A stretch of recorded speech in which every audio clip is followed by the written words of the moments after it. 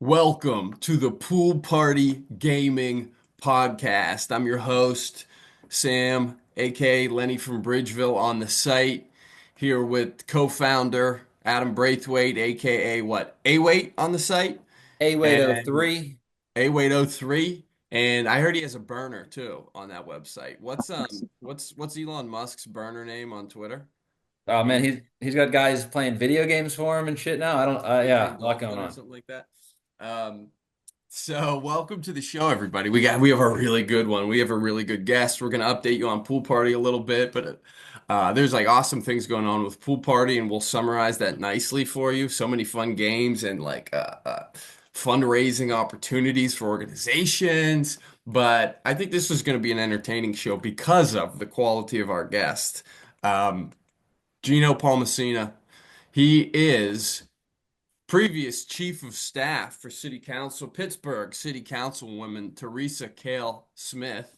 He is the current executive director of the Pittsburgh Municipal Pension Fund and current head coach of the Moon Boys varsity basketball team. Welcome to the show, Gino.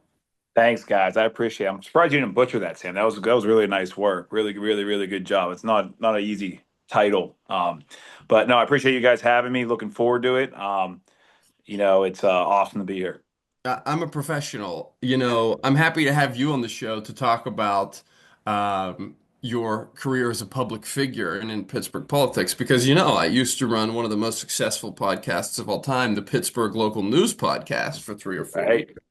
But then I didn't have you did it more, you're a more professional public figure. I was more of a commentator, a talking head.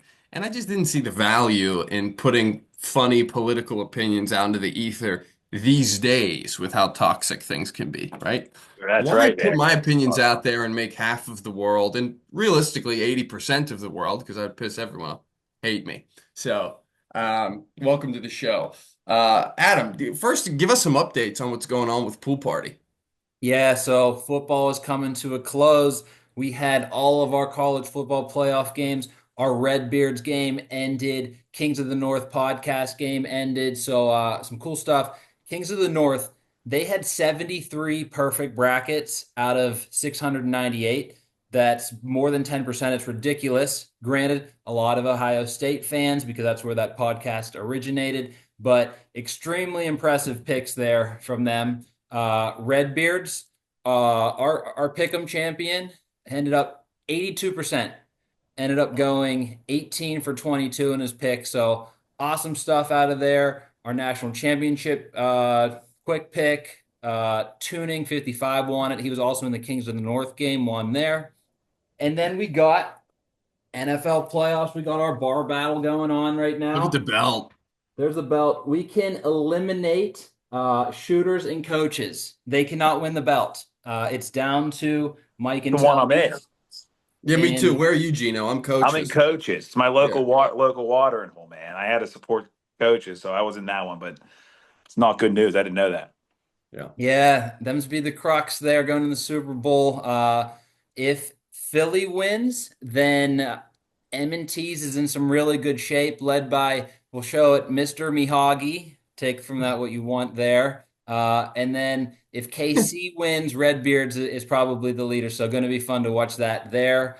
And then we have our NFL playoff Super Pick'em. That's just our individual one. And that guy who had that 82% picks in college football, well, McIntyre TM21's winning that one. This guy's a hell of a pool party player trying to get into the All Stars for this year. So that's what we got going on.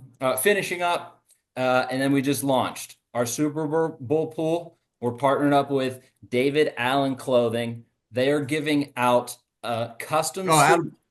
Adam, you froze for just a millisecond, so say that again, and I hope you'll tell us this week what the prizes are from David Allen. You're Uh, back now. the prizes are out. So we got the David Allen big game prop pool, 25 questions about the Super Bowl, coin toss, national anthem, Patrick Mahomes, Kendrick Lamar, everything. So anyone can do it.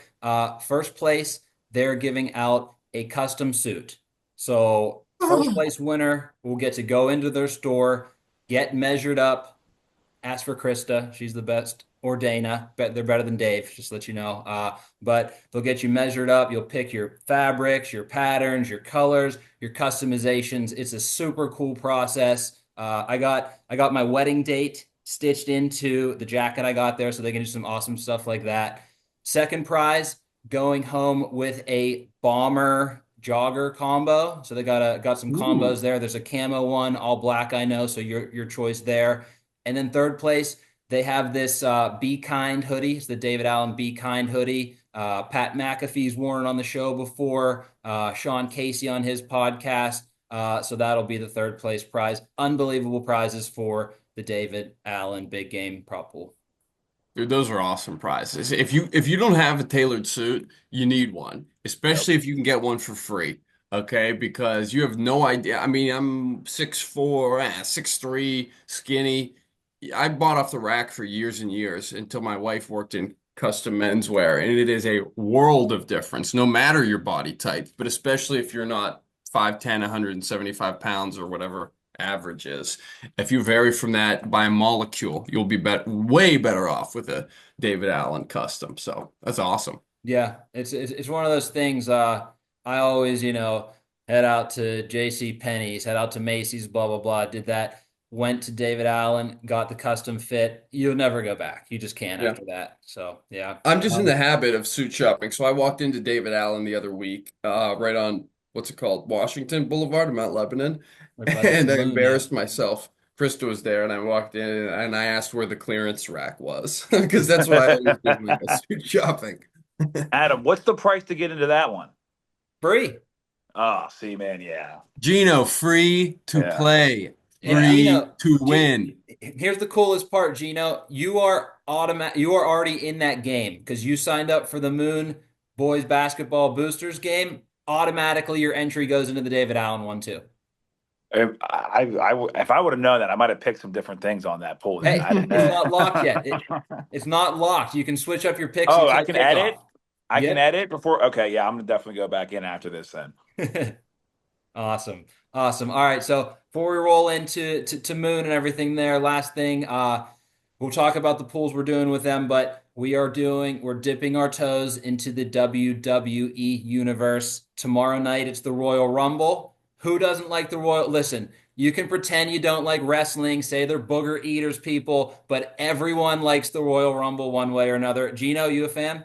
The best. I mean, that's what I grew up on, man. Exactly. And that Like was the event in the WWF, or was the WWF, now WWE, that I'm not gonna act like I'm some avid watcher now, but I tell you what, man, the Royal Rumble back in the day, I mean, you were just waiting to see who came out of that back entrance to who was next.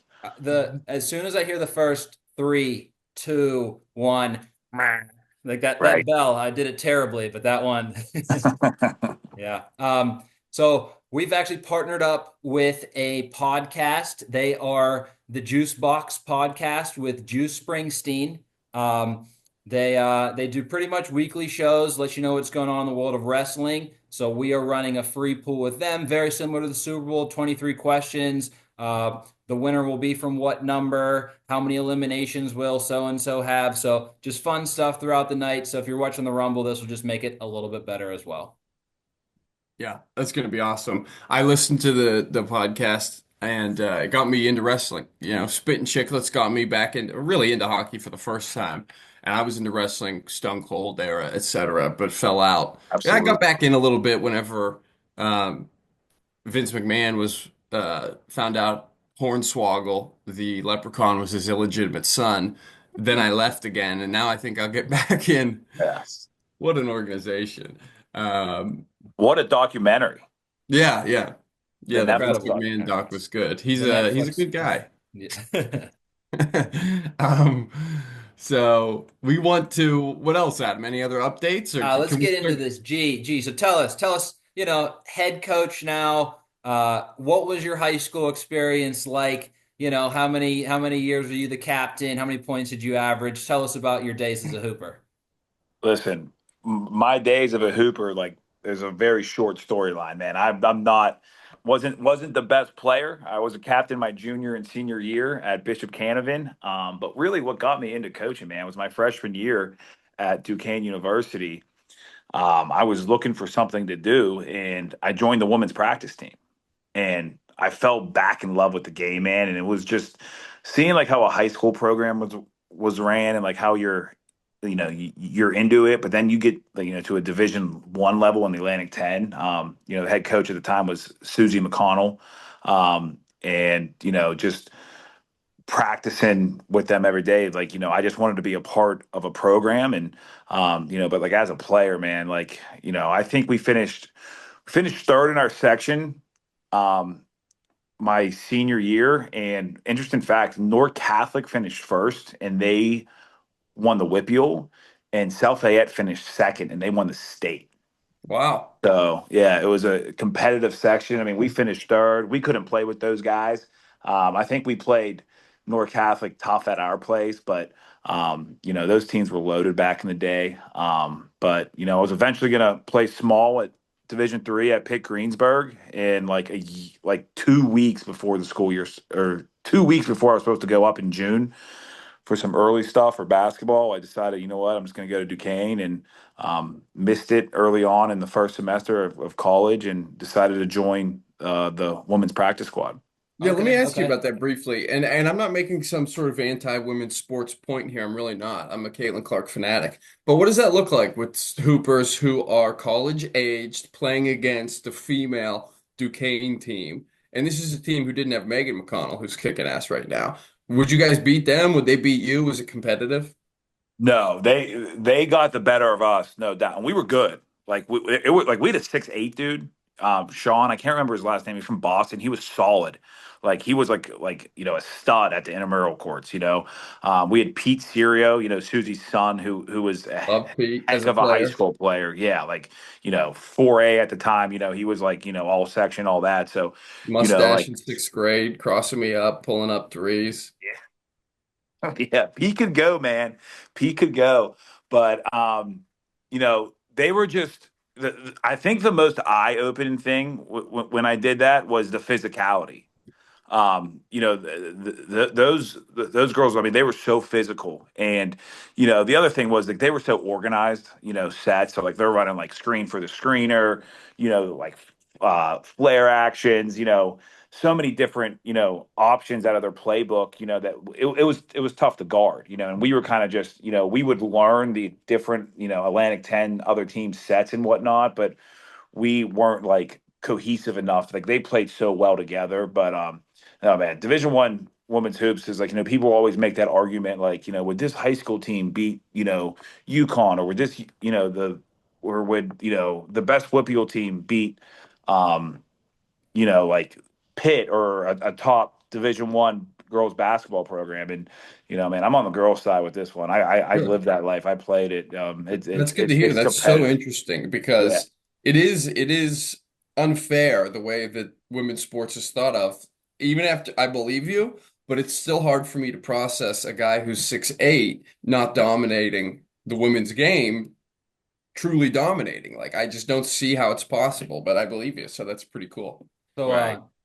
I think I would love to see that game because it's such a fun discussion. This high school team or this high school boys team or this women's team, someone's got to make that happen. Throw up some money for charity or something. But what I will say, when I was at W&J, we had a really good women's team, and they usually made it further than our team did. And one year they snuck us into practice. I think it was illegal, but they were like, "Hey, we need a couple guys for some bodies to do some things." And I thought I was gonna go in there and just like, just do whatever. And I was like, first play, I was like, oh, I'm gonna have to play. Like, yeah, Yeah. it's real. That's cool. Yeah. Yeah. All right. So you said you were at Bishop Canavan, had some real heavyweights in your section above you. So go to Duquesne, work with the women's team, get it. How do you work your way back to Bishop Canavan, and how cool is it becoming the head coach of your alma mater? So my senior year, Susie left for Pitt, right? And some of the guys didn't come back, so I was like, you know what, I'm just going to finish my senior year and not do it. And ironically, Canavan just hired a new basketball coach, His name was Kevin Trost. He's currently the head coach of Seneca Valley. And if you don't know about Seneca Valley hoops right now, they're rolling. They're I think in first place. It's first or second place in their 6A section right now. Kevin Trost got those guys rolling up there a little bit, playing the right way.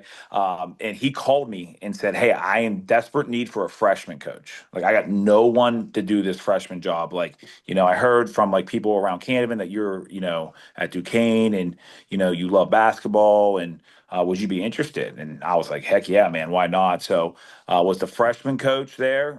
Pretty weird going back the first time. Um, and then after my first season, Kevin was like, "Listen, man, I think you're doing a good job. Do you want to be the JV coach and my head assistant?" And I was like, "Sure, why not? I'm already in it. Like, let's just, keep climbing the ladder a little bit." And, I sat as the head assistant for 3 years, and the JV coach for 3 years. And yeah, Kevin eventually left for the Seneca Valley job. And going into that interview process, it was like my old principal, same Mhm. staff. I was a little like, oh man, like I don't, I was 26 years old. I'm like, they're not giving this to me. Like, there's no way. But I was fortunate enough to they gave me a crack, and it worked out. It worked out. So, um, but no, it was cool going back to my alma mater. A place. I was a ball boy there for the football team, like from like second to eighth grade. I obviously went there. My parents were high school sweethearts there. So it was pretty cool going back and being successful there. Yeah, and to say it worked out, I maybe it's the understatement of the year. Gino walked into a team. I think they had 5 wins the year before he got there. He was there in 4 years, two WPIAL championships, and he brought home a state. One of the most impressive, like you said, you were 26 years old when you walked into that. Absolutely incredible resume That's there. wild. Sam, anything more on Canavan there? No, let me just shout out these records. Before Gino starts, they're 5-17. His first year, they go 14-8. Next year, they go 17-4. First place in section both of those years. Then year three, they go 16-6, undefeated in the section and are WPIAL champs. The following year, they are 25-4, 10-0 in the section, win WPIALs, win the state championship. All right. So right now, the climb you did just year by year, just a step each one of the ways to where you probably got to the mountaintop. You got the WPIAL championship. You got the state all in one year. The only thing you could say is I wasn't undefeated, but that doesn't mean anything. So you were at the top, and then you end up leaving Bishop Canavan and going to Moon. Seems like that had to have been a crazy struggle decision you had to make there. Can you tell us a little bit about that? That's you leave your alma mater to go to Moon. With all due respect, Yeah. that's like LeBron taking his talents to South Beach. How do people feel about that? It was ugly. I'm not gonna lie. Like there was a lot of people upset, and I wouldn't even know if upset was the word. I think shocked would be the word. You know, um, the decision at the time, you know, we, I felt that I accomplished everything I wanted to accomplish there, and and this is gonna sound like super selfish and like I'm a crazy person, but just like being on Twitter and like reading the high school sports articles that were written by like Mike White and Mm. Brad Everett and all those guys that do a wonderful job in the high school realm. There was just always like, and Mike White has like this Tuesday sports chat every Tuesday at 11 o'clock, and people Mhm. chime in from a bunch of Yinzers from all over the WPIAL just chime in, and like every time I opened up my Twitter or the Post Gazette or an article or in the comment section, it was like, well, this guy can only win in single way. He can only win at a private school. And that I'm not gonna lie, like that ate at me. Like that killed me. That like that's what people were saying about me. And like at Canavan, the resources, were very limited. I put a lot of um, not only time, but financially back into the program. Whether it was a meal for the team after a game, or whether it was hotels or whatever it was. a lot of what we did at times came out of my own pocket. And I was just trying to, it was a point in my life where, I met a girl, my wife Anna, and we were trying to, we got serious, and then I just needed to, find a better fit for me and my family at the time. And a bigger school district with all kind of public dollars coming in kind of alleviates a lot of those worries about on the financial side, but also at the same time, like I was so motivated to like get out there and like prove that I could coach not only at a higher classification, but also a public school, where people, the recruiting and all that talk. So it was just the right time. It was the right time. I accomplished everything. And I do want to shout out that 2021 team that won the WPIAL. We were in the state quarterfinals when a kid on our team caught COVID and we had a forfeit. That's And I right. really do believe that we would have had a chance to go back to back there in the state. We had a great senior group, and How many we honored seniors? How many four seniors in that? four. Okay, because it's a parallel, not the same thing, but I tore my ACL my senior Right. year. We made it to the WPIAL championship. I couldn't play. We lost. Sam shaking his head. I cry about it every night. But I feel so bad for those four seniors to not be able to go accomplish what they've been wanting to accomplish. And correct That's me if great. I'm wrong, Adam. That's all because of Mike Barrett, right? Mike Barrett, oh God, oh I got God. to give him a shout out, man. Mike Barrett. The Oh kid. God. Yeah. Anytime you hear Mike Barrett, his buddies Nick Morelli, Spizak, they see me, they bring up that WPIAL championship game before they say hello. They push Yeah, Mike right, out of the way and say right. that. And I just have to remind them there's only one WPIAL championship game in the record book that has an asterisk, and it's that one, and it says A weight was injured. It's ACL, man. Yep. That's I right. believe it. Yeah, that is tragic. And I'm just teasing you, Adam. I feel bad for you too. That's terrible. I tore my there's a tiny little ligament in your pinky finger, and that's why I had to quit the freshman team after freshman year. So I kind of get it too. All right, all right. Um, So then you go to Moon the year before you get there, 7-14 record. This is your third year. You got them back over 500, tied for second in the conference. Year one, year two, WPIAL championship. Boom. Tell us about that Moon process. Walking into there, what was different? So, obviously there is a lot different walking into a new program, especially a team that, nobody on our roster going into that has even been in a playoff game, let alone win a playoff game. And, to be the first year, like our kids, like that junior group and that senior group, we had two seniors and we had about like six juniors that, dude, they were committed all off season. I walked in there and I was like, listen, we're going to be here every day, um, June, July, and August, we're meeting at the track at 6 a.m. Monday, Wednesday, Friday. No one missed. Like no one missed. And we got better. Like we got in shape first. In the fall, we got better. We started playing in fall leagues. You know, like you said, played the section tough, came in second. Probably that year was probably the toughest section in the entire WPIAL of any classification. I'll take that to the grave. Like that section was brutal, absolutely brutal, and we finished second. And I want to say we got the 5 seed. Yeah, we were the 5 seed going in the WPIAL playoffs, and we put all this work in, and like we show up to the playoff game, which the first round, the higher seed gets a home game now. Dude, place is sold out. I'm like, what is going on here? Like, I couldn't believe it. Like, Moon's a pretty decent sized gym, and it is absolutely sold out. And we just dropped the ball. Like, we played awful. We played a McKeesport team that started 5 seniors. We started four juniors, and we just weren't ready for that moment. So, then going into the following year, we're pre-ranked one in the entire WPIAL by the Post Gazette and the Trib, and nobody on our roster has won a playoff game yet.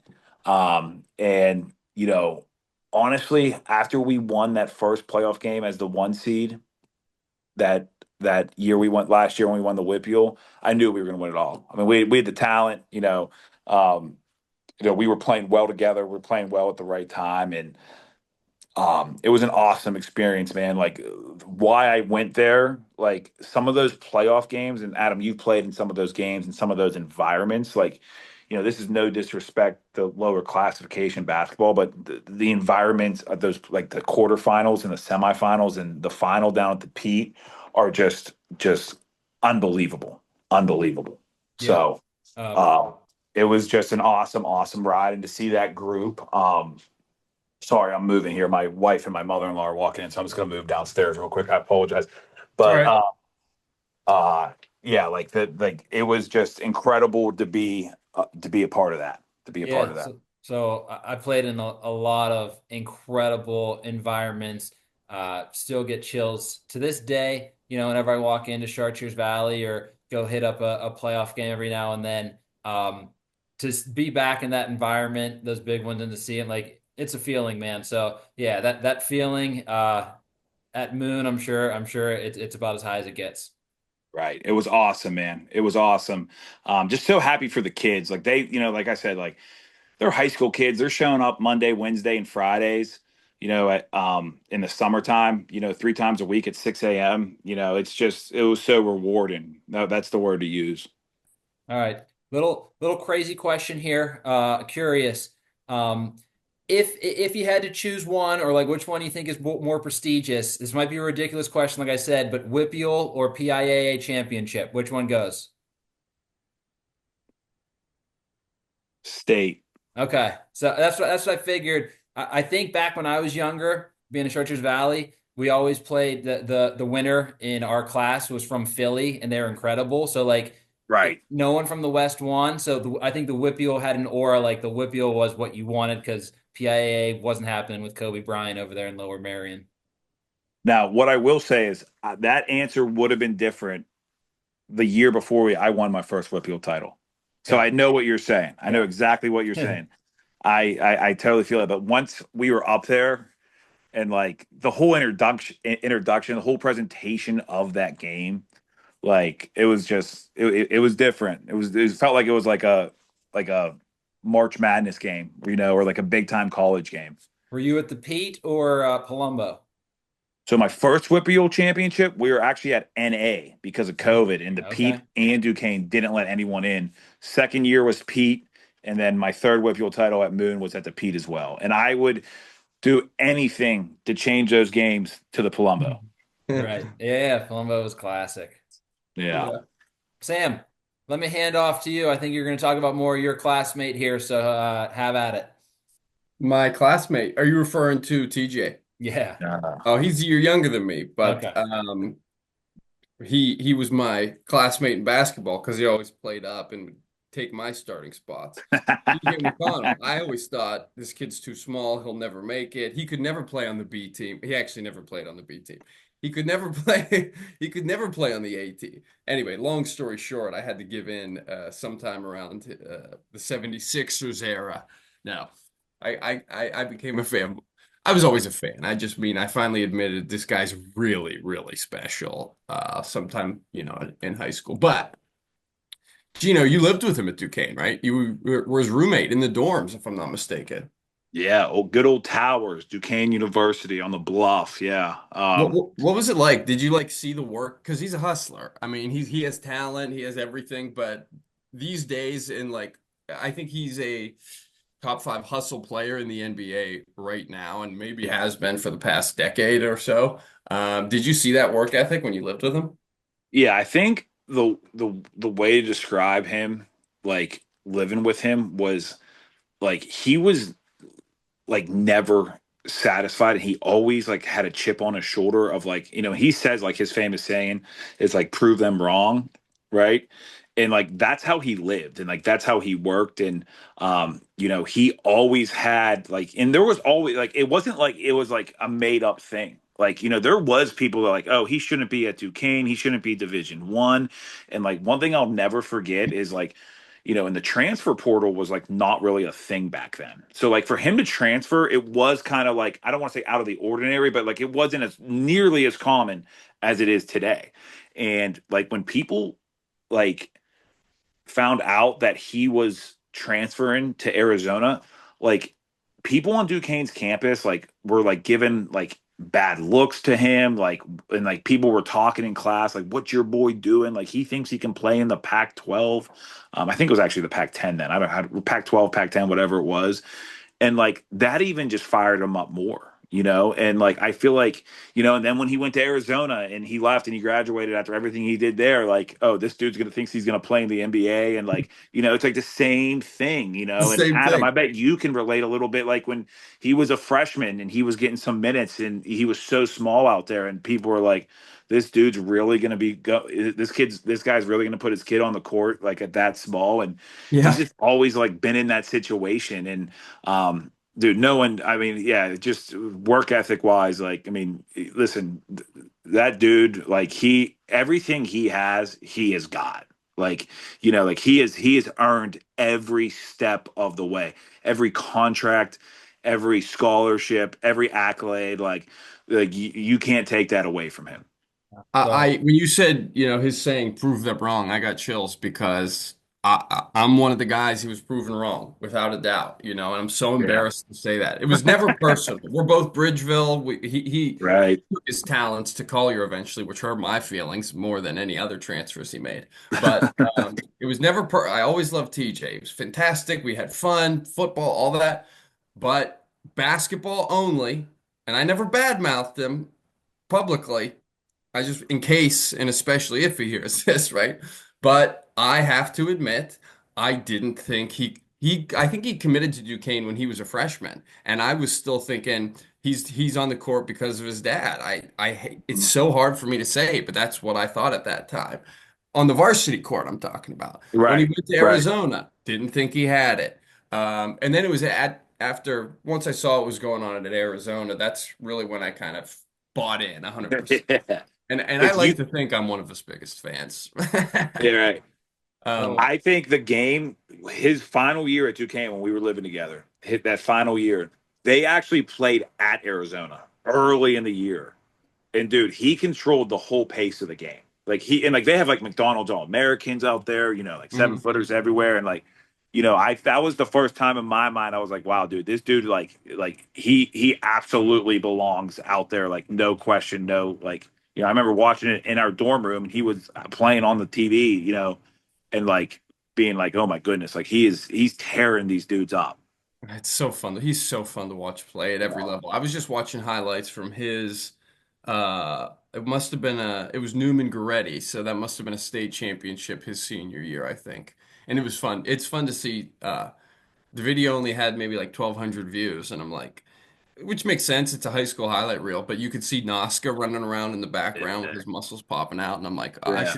I should tell People Magazine about this and get some more hits. Right. Uh, uh, Nasca, a fantastic player in his own right, but TJ was giving him, he was 10 times the basketball player than he was. It's just, I love him so much. Did you guys ever argue? Like, did he ever, like maybe he does his laundry, then he takes his laundry out and it's your turn. And then just as you're putting your laundry in, he slides in and steals your inbound laundry, the traditional TJ play. Any shit like that going on? I can honestly say, like, there was not one thing like that. I think we were very similar in a lot of things that we did. Um, you know, there wasn't one thing that we ever disagreed upon ever the whole year until this day. I mean, we there's nothing. The only time we ever got in a fight, I think, was over a Madden game. That was it. Yeah, You that'll do know, it. college That'll football do it. game or no, I think it was Madden. Yeah, we used to Yeah. play Madden and NBA all the time, and you know, but other than that, man, no, nothing, nothing. He actually, the craziest thing is, and he's not like this anymore because I ask him all the time, but when I first walked in, first night, I'll never forget this. He's like, "Hey, man, like I sleep with the TV on," and I'm like, "Oh shit, like I don't know if I'm going to be able to do that. I've never done that in the past." And to this day now, I sleep with the TV on and like I've never changed since then. Yeah, yeah, I would do the same thing if I were you. Even if he gave it up, I'd be like, well, maybe if Right. I sleep with the TV on, Yeah, I'll it's drop 30 such at my habit for AFC me Wire now. League. What was that? Said it's such habit for me now. Oh Like yeah. I'd go insane if the TV wasn't on. There's the I I was getting boxed out there, Sam. One good TJ story. I don't think I've ever told anyone this. There were a couple people in the gym with me who knew. So It had to have been summer league or something. TJ was going into freshman year, and he was so small then. He looked like he was swimming in the uniform he had on. Whenever he got in the game, like people in the stands are like, commenting at look how small he is. Within the first time he touches the ball, bombs a three. There's people in the stands who from the other team who don't know who he is, and they like think it's cute. They're like, "Oh, look Yeah. at this little guy! He made a three." TJ had 9 threes that game. By the Yep. end of it, like it immediately, he was put on the map with those people right there. It was incredible. Yeah. There was a great pic. You said he was swimming in the jersey. When you used to search his name on Google Images, there was a fantastic, and I say with all due respect, funny picture of him wearing his varsity jersey as a freshman. I gave like a motivational sales kickoff speech once, and it was basically all about, it was his story basically. It was after he got in the NBA. I was so excited that like that's what was motivating me at the time. And that was kind of the first slide was that jersey, was him in that jersey because it does not fit. It's harder to find now that he's like, you Google his name now and it's like LeBron trying his hardest to get this guy on his team. So, but I'm sure you could find it if you looked for it. Maybe I'm pretty we'll sure the post it. Pacers posted it recently. I don't want to Oh, say did like they? too recently, but like I want to say they posted. They did like a like throwback of all their guys, like or some of their handful of their guys like back in high school, and like everyone like looks like a like an NBA player. Then you like see his, you're like, wait, who is that? And then Right, right. Oh man. There's this account I follow on Instagram. I didn't ask Adam permission for this. Can I play someone else's meme, the video of it real quick? It'll Play be it, about yeah. Why 10 not? seconds. Okay, I'm gonna share my screen. I'm gonna share a window portion of screen. I don't know how to do this. Maybe I better just share the whole. Oh, here we go. Application window. Okay. So I'm gonna share this and then unmute it. I love this is TJ McConnell Enjoyer on Instagram. It's a great account.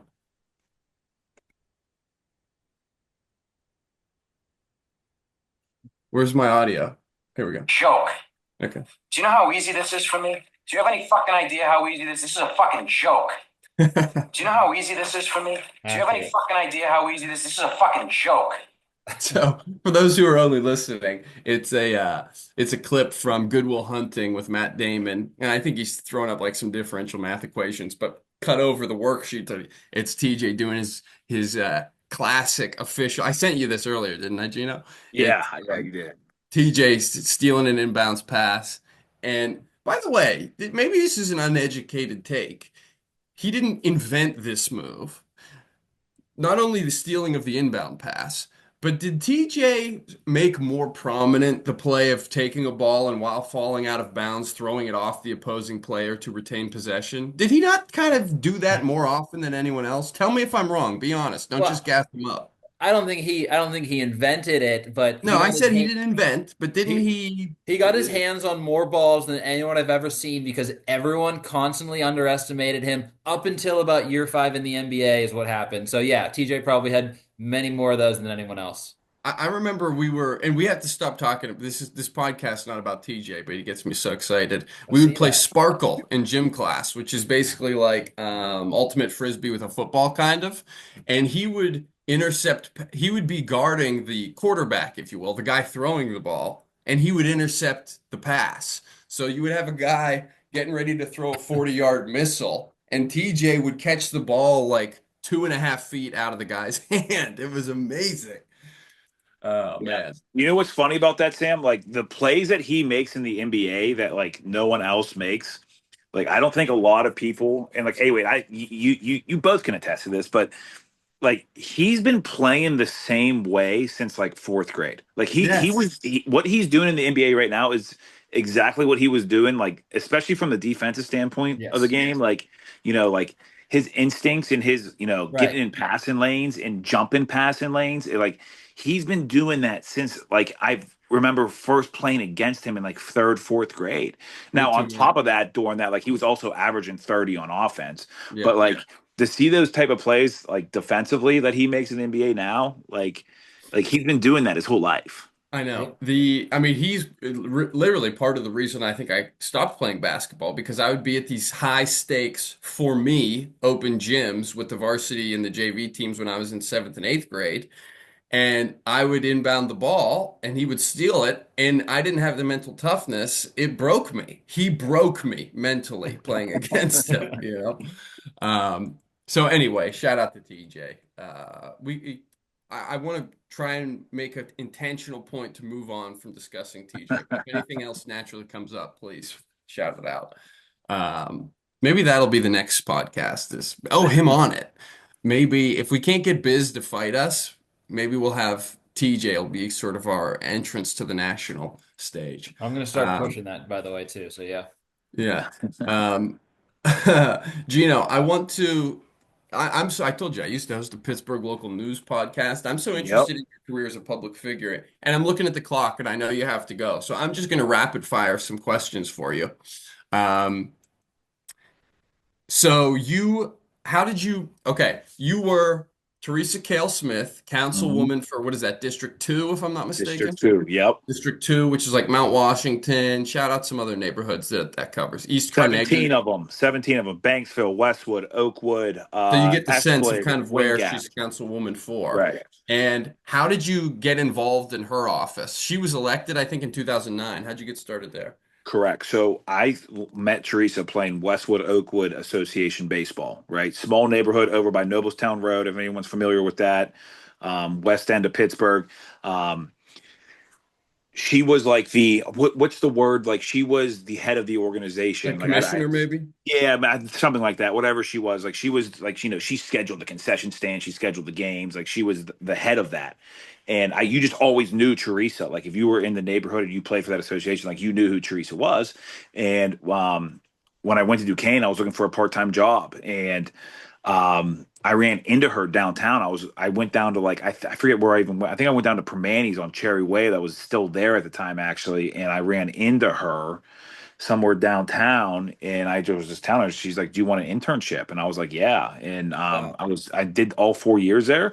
Coming out of school, she just so happened. Well, no, I actually right out of school, I went and worked some other government jobs, and then a job in her office opened up, and she called me and was like, "Do you want to come take it?" And me and Teresa have always been tight since that internship. I mean, I could never ask for a better boss, honestly. Like she is What like was the the first biggest job heart. that you had post internship in her office? Post internship, coming out of college, I worked for John Weinstein, who ran for county No, exec. but yeah, but with Teresa, what was your first? Because you Oh, eventually became chief of staff. my title was like a legislative assistant, I want to Okay, say. That's what it interesting. was. Yeah. And In that position, I didn't do a lot of legislating. Like there was other people in the office handling the legislation at that time. yes. I did more like community needs, went to a bunch of meetings for it was part-time. It wasn't a full-time internship. It was just a part-time internship, like 2 days a week. So I did like whatever basically the office needed at the Mhm. time. And how did that, because you start going full time with her after college, and Hmm. then this is at the same time when you're making your run with Canavan and stuff, and you just became director of the pension fund how long ago? About a year? July 22. So I'll be three Oh, years in July. 3 years. Okay. But anyway, these two careers have paralleled one way or another. Do they play off each other well? Like, how do you juggle both schedules? I wrote down, does one hand wash the other? Because both are kind of public figures. Basketball coaches in WPIAL, they're public figures. And of course, so are people in a councilwoman's office. So did kind of some skills transfer and did the schedules work out, or was it tough at times? So when I was at Canavan and Teresa's office at the same time, no. Like the schedules were brutal. Like I'd be going to a community meeting at 6 and then like re-practicing like rescheduling practice like from like 7 to 9 so I could hit the community meeting. It was brutal. And like that's one of the main reasons why I did jump from Teresa's office to the executive director's role because it's basically, your 40 or 45 hours, a set schedule. Yeah. With working for the councilwoman, I mean, you're on call 24/7. I Oh mean, my I would say goodness. there was probably like 3,000 constituents that had my cell phone, calling me about this or calling me about that. So it was nonstop. It was a tough, tough juggle. And, the move to go work for the pension office. It was just more like stable. These are your hours, um, but but from a skill and strength perspective, like yeah, I mean a lot of leadership, public speaking, just leading a program, handling parent meetings, and then getting in your car and driving down to a community meeting where you have 50 to 75 constituents, you know, asking you for X, Y, and Z, So there was definitely like some like things that just translated between the two things. Um, but I would say like the number one thing is definitely like public speaking because you do a lot of that in both. Sure. And I can tell you're well spoken. I heard someone say the other day, very recently, it might have been Bill Burr, it might have been Kurt Metzger, but they were saying how, like, the people who run this country are politicians work for the people who run this country. And it was some sort of allusion to a global cabal of lizard Right, people right, who right. drink adrenochrome and stuff. That's not the analogy I'm making. But they said a politician's job is basically to have their constituents, the voters, kind of yell at them and blame them for everything that goes wrong. Oftentimes, on a federal scale, I think it's fair, but locally, it's often not fair. So I'm just horrified at the idea of 3,000 constituents having your direct cell phone number. I'm on the dang Facebook pages, and people Oh, don't give they everything. I mean, a pothole is Teresa's fault, right. constantly, right? You And know the, I the ask you the about problem constituents, but I won't. I think the point has been made. Yeah, I think the thing about what people now I'm talking strictly on a local side, right? Because I don't know about the federal or the state or all Hey, let me that. just say, local politics, the slogan for the Pittsburgh Local News podcast was, and this is a good one, by the way, the news that affects you, the news that you can affect. Tell me that's not good, but that just That's plays great. into how important local politics is. Go on. Yeah. Yeah, like I think what people when obviously we just had a presidential, campaign, election, whatever, people need to get more involved in their local politics. It's that simple. And if you want like quick change, you know, vote. That's when you look at the voting numbers and like the voting, even the voter turnout. I mean, in some of these local elections, if there's not like a highly governor's race or presidential race or senator's race, it's so low. But going back to the constituent side of things, you could like I remember like someone would call me, nine times, right, and I would do nine things for them, My right? bad Like about that. nine things in a row I could do it. They wanted a permit to build a fence. Okay, got it. We'll, get it to the permit license department, and we'll take care of it. Oh, you guys missed my garbage. Okay, I'll drive my truck. I picked it up, take it to the city dump myself. And then the 10th, you do nine things right for somebody, right? Nine things right. And then on their 10th request is something that's just, I don't want to say feasible, but something that's, a little bit like a far ask, and you don't do it, and then that person can't stand you and you get the, oh, I'll never vote for your boss again if you can't do Right. this for me, and it's just like, dude, I just did nine things for you, right? Like on off work hours, like, throw us a bone here a little bit. Yeah. Yeah, there's no good favor goes unpunished. I'm pretty sure that's not the aphorism, but something along those lines. Right. So I just want to say shout out. Well, speaking of, thank you for what you did for us locally, because I lived in Mount Washington during your reign there. Um, I know you got a big game against the Mars tonight. It's the battle of the Milky Way and the solar system. So we might have to have you back on to discuss Teresa's relationship with the Mount Washington Community Development Committee. I have all sorts of niche topics that arguably no one would be interested in. But we could talk about the kind of affordable housing legislation that's going through now. It's very controversial. Feel free to chime in. Maybe we don't need to. I guess the last thing I really want to ask you about is Kim Salinetro. Am I pronouncing her name correctly? Salinetro. Salinetro. So Kim was Teresa's chief of staff for a long time. She had to step away for medical reasons for a time. You actually became Teresa's chief of staff. I didn't realize that she had cycled back into that role when you left. I thought you were still there until a week or so ago. So I read a headline that said when Teresa's retiring, she's kind of endorsing her chief of staff, and I got so excited that I knew you were going to win a seat on city council. But tell me, do you stand behind Kim? You worked with her closely. Tell us about Kim, and should we vote for her, or is there someone better for the role? 1000% I stand behind Kim. She knows the ins and outs of that job. And listen, I'm not saying someone can't come in there and learn it, but it does take a while. It does take a while. I mean, you're talking every aspect of the job. And I think the general, since I'm out of that realm now, like the general public doesn't understand how much that job entails from, just start with the budget. There are so many ins and outs of the budget and different avenues of funding that come in, that the city gets money for. And there's certain, so many regulations of how you can spend certain money. Like one example I'll give you is CDBG money, Community Block Development Grant money that comes from the federal government, and you can only spend that a certain ways. And then from all the constituent issues, from all the different neighborhood groups. Look, Kim's one of us, man. She's a West Ender. She grew up in Sheridan. Single mom, raised two daughters. I mean, she's fantastic mother, fantastic person. She knows the ins and outs of the job. She cares.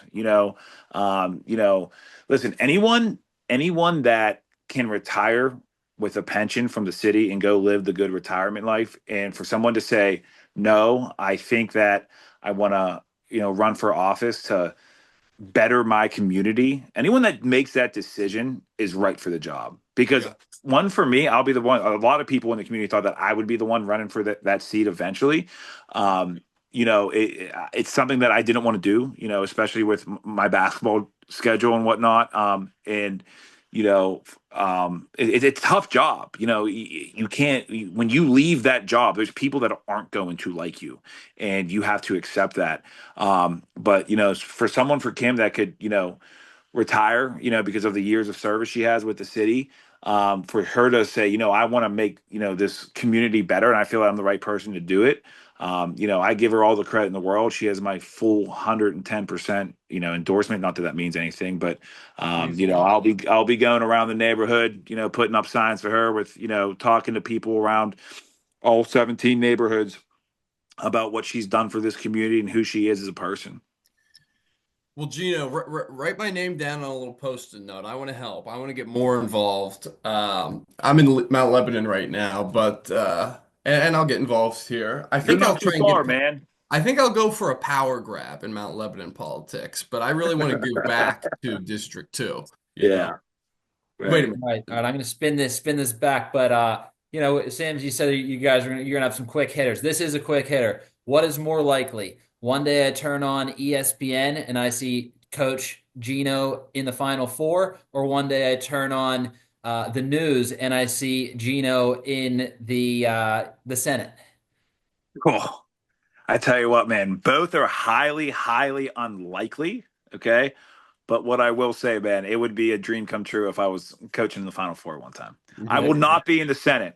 I will be not. I'll not be. If I'm in the Senate, we're in trouble, man. I'm telling you right now. You won't be in All the right. Senate. Don't Who want to wants to see be in the that. Senate? But I could see you in the mayor's office in 15 years. Oh, All right, so G, one thing we've done with Pool Party, and it's incredible working with you. So we started just with site-wide pools where we brought in the community and everyone competed against one another. And then we made it so you can do your own pool with your group of friends. You have that group. Well, now for the Super Bowl, we've launched our premium pools where we are working. We can help you fundraise. If you want to run an internal office pool, we got you. If you want to run a pool for your clients, hey, let's do a March Madness bracket. We're going to give away a 30% discount on our next contract or whatever. You do things like that. We're even working with a band, the Chomps. They had an album release. They wanted to get some pubs, so they have their own pool like that. So uh, we are working with the Moon Boys basketball. They were actually the first team that signed on. It's been awesome working with them. So whenever I build their environment, I'm looking at their Instagrams, Twitters, their website, and on their Twitter, their background photo, it says hashtag family. And that's kind of exactly what we're trying to do with our pools. We bring people together as a family, as a community. So Awesome launching this pool with you guys. Just want you to talk about that a little bit. Have you guys done pools in the past? Are you excited for the pool, things like that? No, listen, we appreciate the opportunity. I mean that. I'm not just saying that as, like locker room talk or anything. Like it has been awesome. Like I basically played in every pool that you've had up to this point. I feel like I might have missed one or two here, but for someone like me that's, a huge like football guy, right? Like huge fantasy football, huge watching, NFL Red Zone, Scott Hansen and the whole 9 yards. Like this is, the whole website, the whole environment of it is awesome. Just gives you something extra to look at, something more enticing. Like it's been awesome. I was so close to winning the $500 gift card from Mike and Tony's for the second chance. Mm. If the Chiefs didn't get blown out by like 96 points that last game against Denver, I think I would have won, Adam, right? Yeah, you would have won. I think Right. that you needed the Chiefs not to lose by 21. I think the spread was 7 or so, and they lost by 35 or something. Yeah. Insane. Absolutely insane. Listen, I don't need any more Mike and Tony's though, so it's probably a blessing in disguise. But no, You'll be long story asking short, this David Allen to make some extra dude, adjustments to right, get that. Yeah. right, right, yeah. Um, but this whole environment, like our partnership with the program and how it can help us, just from a fundraising standpoint, basketball programs, high school programs, we always need money, right? Like it's a huge thing of what we do. We can't operate without a booster club, and our booster club has partnered with this fundraiser to help us raise some money, and I think it's going to be big. And I tell you what, man, it's the perfect thing because everybody watches the Super Bowl, right? And like you do not need to know like anything really about football to be part of this pool. And if you are part of this pool and you get involved, like you're going to be so much more enticed to the game, right? Like you're going to watch the anthem and how long is it going to take? And you're going to watch that coin flip. You're going to watch the color of the Gatorade. We're super excited about it. We can't thank you guys enough. I mean, it's I already filled mine out. I think it was 26 props, right? Adam, am I right about that? 25 props plus one tiebreaker in case we Oh, need it. one So yeah, tiebreaker. 26 total. Yeah, 26 total.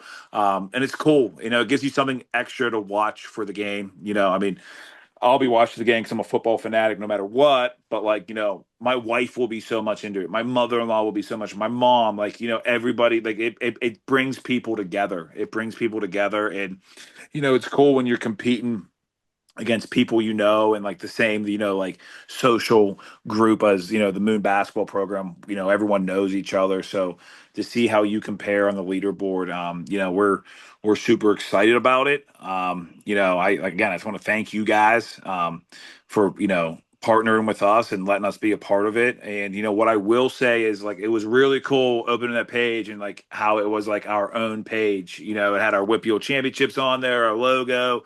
um, you know Moon basketball means a lot to some people in that school district, and and I know a lot of people that not your average high school basketball fan will say, "Well, it's only high school basketball," but it's important to a lot of people. So that detail and that touch from you guys, that a lot of people will eat that up. So I appreciate it. Oh yeah, The and web. that just goes back to the community. So you can go somewhere else and run a Super Bowl square pool if you want or something, but you're just getting a pool that everyone else is seeing. No, we're going to put you in your home. You deserve your colors. You deserve your slogans, your links, stuff like that. So yeah, going to be super fun. And you were talking about how it makes the Super Bowl better.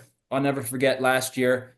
Super Bowl. We weren't online yet. We were running this on a Google Sheet. I think we probably had 100 people because that's all it could handle.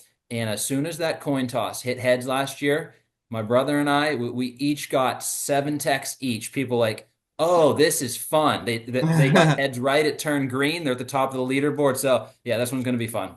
Yeah. Not only is it going to be more fun to watch the big game, but if you join these booster programs, you're also going to be supporting these student athletes and you're going to be supporting the whole program. So you can kind of give back as well. Yeah, yeah, Whether it's and it's Moon, whether it's Penn Hills, whether it's Bishop Canavan, or if you are associated with any other type of organization that would like to raise money, reach out and we can get the Lions Club of the West End involved, or whoever wants to Love join, it. right?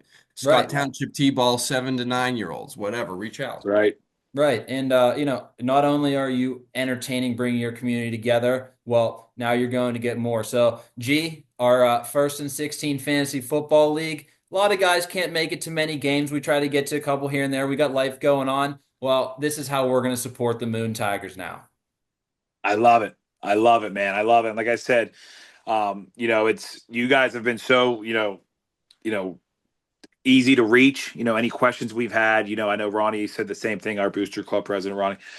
You guys are super, super easy to work with, and, at the end of the day, it benefits our boys in our program. And like I said, we can't thank it enough. And it's awesome, man. Like, it's awesome. Even if you're not doing it for a fundraiser, all the other pools on the website, dude, it's awesome. I can't get enough of it. So, listen, it's so perfect that fantasy football ends and you guys have all those pools, man, because you get such a, for me as a fantasy football fan, man, I'm like in 5 leagues, but as soon as that ends and, your team's done, it filled that void for me, man. It filled that void for me for sure. Appreciate those words. That's exactly what we're doing. And yeah, it's been an awesome run. We came into this football year with 3 pools, and we ended up with I don't even know what we're at, double digits for sure. We're gonna get a quick breather after the Super Bowl. Might do something, a little something small, but we're coming back for March Madness, so can't wait. Get All ready for right, golf. I need some golf pools this year. that's right. All right, Coach, you got to go win a game tonight. So. Last thing, this is how we always close our podcast. So we opened our podcast when the Paul Bissonnette story came out. You familiar? Mm-mm. All right, Paul Bissonnette. He's in the Spitting Chicklets podcast. He used to be an NHL hockey player, enforcer Oh there. yeah, I know who he is. Yeah, yeah. Yeah. So he's at his home bar. There's a group of, what is it, Sam, 5 or 6? Let's say 5. All right, 5 guys being an asshole to the servers at this bar, to the bartenders. And he's like, guys, chill out. No need to be an asshole. They get tough with them. Basically, they get in a fight, 5 of them. They sucker punch him to start it. He beats up all 5 of them. Sam, tell him the Portnoy line. Portnoy texted him and said, like, hey, man, I heard what happened. Are you okay? What did happen? And I heard you got punched and stuff. And Biz said, took some, gave more. What a line. All right. So, gee, we've been trying to get Biz's attention. We think it was the first podcast, me, Sherry, and Sam. We wanted him 3-on-1. We're doing it. We haven't heard back. So, Paul Bissonnette plus the Moon Tigers starting 5. Gun to your head, who's winning the fight? I'm taking my guys, man. Okay. I'm taking All my right. guys. So listen, let me get like 5 minutes with them beforehand, hype them up a little bit, tell them what it means, and I think we'll be good to go. All right, Paul, you won't fight us, but you got 5 high school basketball players waiting to kick your ass. That's fun. After the Stanley Cup, Biz, it's you and the bad guys, you and the pool parties. All right, Thanks, man. everybody. Anything Coach, else we should best discuss, of Adam? luck tonight. Let's go get a victory. And Yeah. I know it's crunch time for you. Can't wait for this WPIAL run. Yeah, I appreciate it, guys. I appreciate you guys showing support and whatnot. Sam, even you too, wait, the one night. Got to grab a couple beers, man. Talk local politics, man. Ooh, I love it. I love it. I love We it. got I to do love it, man. I know you told me that like a couple years ago that we got to sit down and do it, but we got to, man. It's Give me important. time and I'm there. You can help me get more involved because sometimes that's what people need, and then I'll help others because there's so much to do, but it's like where do you start? So we'll do it, Gino. I look forward to it. Thank you for joining the show. You were a great guest. It's always fun to chat, and thanks everyone for listening to the Pool Party Gaming Podcast. And have a great night. Good Go night, sign everybody. up. Go sign up under that Moon Tigers page. Thank you, Good everybody. luck, Coach. Bye All bye. right, I appreciate it, guys. Thank you.